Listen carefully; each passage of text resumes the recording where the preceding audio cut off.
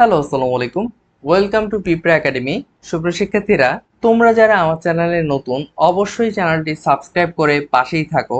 আর আরেকটা বিষয় জানাতে চাই যে আমরা রিসেন্টলি আমাদের চ্যানেলের নাম পরিবর্তন করেছি, তাই বিভ্রান্ত হওয়ার কোনো কারণ নেই। এটা আগেরই যে বিডি জব সার্কুলার আপডেটস ছিল, সেটাই আমরা নাম পরিবর্তন করে বর্তমানে রেখেছি পিঁপড়া একাডেমি।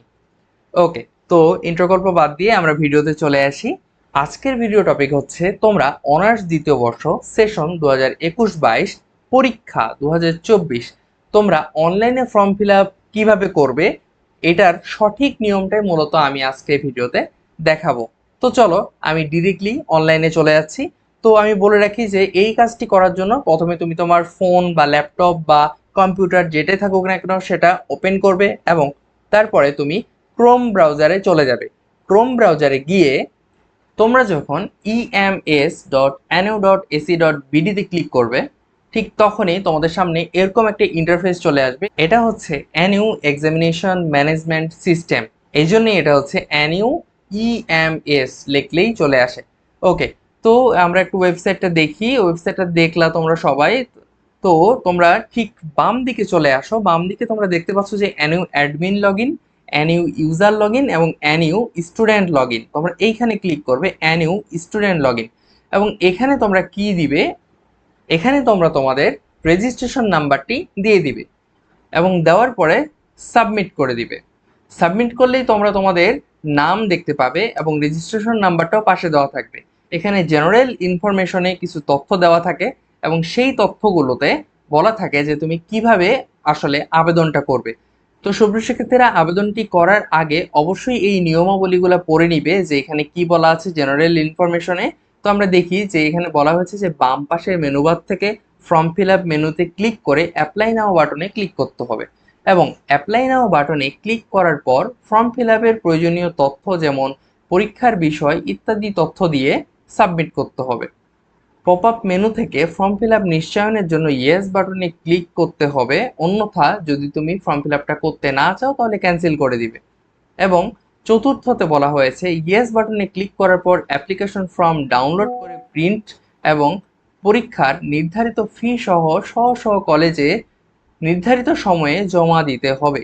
এবং 5 নম্বরে বলা হয়েছে ফর্ম ফিল আপের সকল প্রক্রিয়া সম্পন্ন হলে পেমেন্ট স্ট্যাটাস পেইড দেখাবে। অ্যাপ্লিকেশন ফর্ম ডাউনলোড করতে ভুলে গেলে কি করণীয়? তো এক্ষেত্রে করণীয় হচ্ছে পুনরায় তুমি আবার এই ইএমএস যে ওয়েবসাইটটা আছে সেখানে আসবা, সেখানে এসে রেজিস্ট্রেশন করবা। রেজিস্ট্রেশন করে পুনরায় তুমি ফর্ম ফিল আপ মেনুতে যাবে এবং সেখানে গিয়ে তোমার অ্যাপ্লিকেশন ফর্মটা দেখতে পাবে এবং সেটার নিচে ডাউনলোড অপশন থাকবে।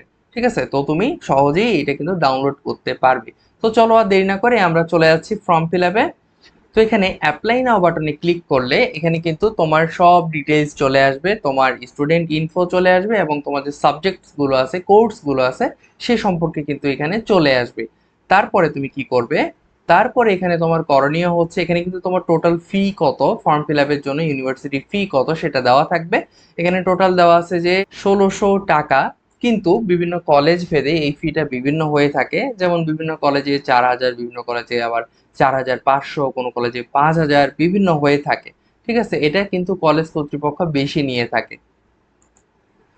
এখানে কিন্তু দেখো একটা বিষয় বলা আছে 250 টাকা প্রত্যেকটা তোমার থিওরি ফি, প্রত্যেকটা তোমার থিওরি যে সাবজেক্ট আছে সেগুলোর ফি। তো এখানে 1250 টাকা। ইন কোর্স ফি হচ্ছে দেখা যাচ্ছে যে 100 টাকা করে এবং থিওরি ফি নন ক্রেডিট হচ্ছে 250 টাকা। এবং তোমার এই যে ইলেকট্রিক সাবজেক্ট আছে বা তোমার যে নন মেজর সাবজেক্ট আছে, সোশিওলজি অফ বাংলাদেশ, এইটা তুমি ক্লিক যদি করো তখন কিন্তু এখানে অরিজিনালটা দেখাবে। এখানে হচ্ছে 1850 টাকা দেখাচ্ছে।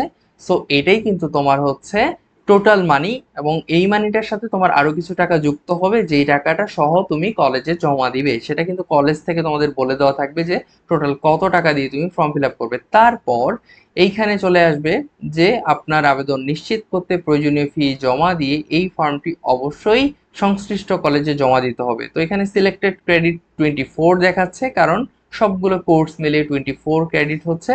তারপর তুমি যদি এখানে সাবমিট বাটনে ক্লিক করো তাহলেই কিন্তু তোমার আবেদনটা হয়ে যাবে। Are you sure to submit, তো এখানে আমরা ইয়েস দিয়ে দিব কারণ আমাদের সব হিসাবগুলো ঠিক আছে।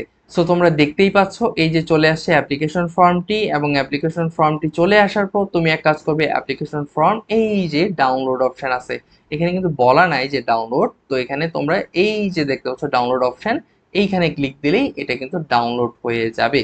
এই যে আমরা দেখতে পাচ্ছি সম্পূর্ণ ফর্মটা ডাউনলোড হয়ে গেছে। তো সুপ্রিয় শিক্ষার্থীরা, এই ছিল মূলত আজকের এই ভিডিওটি। তোমরা যারা আমাদের চ্যানেলে নতুন, অবশ্যই চ্যানেলটি সাবস্ক্রাইব করে সাথেই থাকো। আর তোমরা যারা চাচ্ছ যে তোমরা সাজেশন নিবে, অবশ্যই আমাদেরকে ইনবক্স করে রাখো, যেন তোমাদের সাথে আমরা যোগাযোগ করতে পারি এবং তোমাদের সাথে সাজেশন নিয়েও কথা বলতে পারি। আর আরেকটা বিষয় হচ্ছে যে তোমরা যারা চাচ্ছ যে তোমরা কোনো ফেসবুক গ্রুপেও যুক্ত থাকবে, অবশ্যই আমাদের ফেসবুক গ্রুপ খোলা হয়েছে তোমাদের জন্য, সেখানে যুক্ত হয়ে যাও। তোমাদের মডেল টেস্টের ব্যবস্থা করা হবে, সেখানে তোমরা যুক্ত হয়ে যাবে এবং মডেল টেস্টগুলো দিবে। তো আর দেরি কেন, অবশ্যই আমাদেরকে ইনবক্স করো এবং যোগাযোগ করো তোমার কি সমস্যা সেটা নিয়ে। ওকে, ধন্যবাদ সবাইকে, সবাই ভালো থাকো, সুস্থ থাকো, আল্লাহ হাফেজ।